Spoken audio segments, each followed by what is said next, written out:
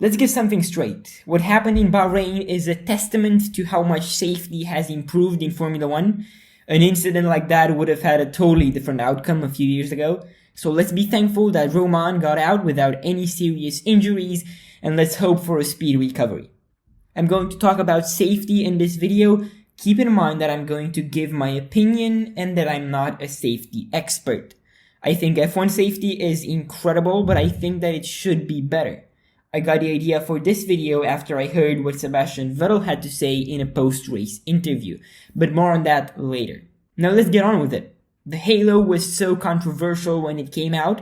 I think even romain Grosjean hated it, and we've had some incidents over the years that might have been a lot worse if it weren't for the Halo. Think Spa 2018 with Leclerc's Halo. But in this accident, I am 100% sure that the Halo saved Grosjean's life. You can see that the Halo hit the barrier, and without the Halo, the first thing that would have touched that barrier would probably have been the driver's head. And with an impact force of 53 Gs, I don't need to tell you how that would have turned out. The survival cell did its job perfectly as well. You can see the car exploding in a million pieces, wheels flying all over the track, and the only thing that remained in one piece was the survival cell. You can see in those pictures how the survival cell got lodged into the barriers. This leads me to what I said earlier. Sebastian Vettel said this in a post-race interview. The guardrail shouldn't fail, and the car shouldn't catch fire in that fashion. There's a lot of precautions that it doesn't catch fire, so I don't know what... So let's see what exactly he meant by that. The barrier opened up, and the car got stuck right in the middle of the two barrier pieces, which shouldn't have happened. You just have to imagine what would have happened if the car penetrated the barrier even further and the top piece of the barrier would have blocked Romain's exit.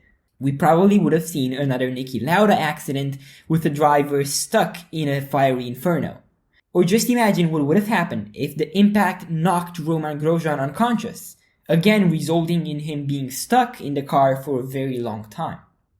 That type of barrier is very common in F1, especially on straights.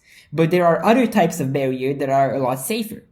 We have a Tech Pro barrier that is made out of an impact-absorbing material, but as we've seen in the past, cars can get lodged into the Tech Pro, which again wouldn't be ideal in this situation. We have a tire barrier, impact-absorbing as well, but again we have seen cars getting lodged into the tire barrier. I think that the safest option is a tire barrier with a conveyor belt that both absorbs impact and stops the car from getting stuck in the barrier. While I do understand that the accident happened in a very unusual place on a straight, so indeed the metal barrier would probably be a good choice for that straight, I am certain that with a tire barrier and a conveyor belt, the impact force would have been absorbed a lot more and hopefully would have stopped the car from tearing in half and catching fire. But if indeed it would have caught fire, I think it would have been a lot easier to exit the car. Ross Brawn said this after the race. Yeah, I mean, it's a barrier which would be very unusual to hit in the way that Romain hit that barrier. For sure there'll be some very careful scrutiny between now and the next race. Any information we can gather between now and the next race, we will do so. And I'm sure any action will be taken that needs to be done. Of course, I'm not an expert in safety, but just like a lot of people said this weekend, I'm sure that they will replace the barrier for next week's Grand Prix with something a lot safer. The fire was the actual cause of Grosjean's minor injuries. He doesn't have any fractures and broken ribs or any other injuries of the sort, just minor burns on his hand and ankles. So if the car wouldn't have caught fire, he probably would be perfectly safe and sound. The fuel tank in a Formula 1 car is really strong and safe, and it's estimated that from the 100 kilos of fuel that an F1 car carries, only a few burned in the fire. After the accident, Brawn said, "We've got to look at how everything failed, because everything's designed to fail in the progression. But a crash that catastrophic, obviously things failed in an unpredicted way. Obviously the car came apart.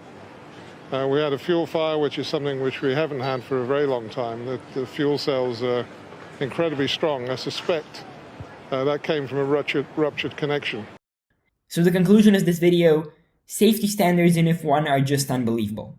If we could have a fraction of the safety an F1 car has in a normal road car, that would be incredible.